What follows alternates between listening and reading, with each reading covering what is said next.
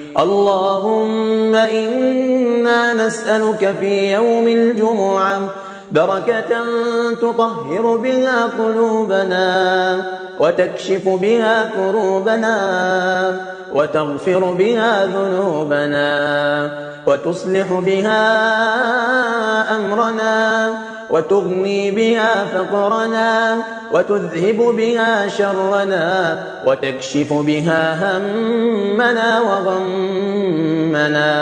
اللهم إن هذا يوم الجمعة فافتحه علينا بطاعتك واختمه لنا بمغفرتك ورضوانك وارزقنا فيه حسنة تتقبلها منا وتزكينا وتضاعفها لنا، وما عملنا فيه من سيئة فاغفرها لنا إنك غفور رحيم.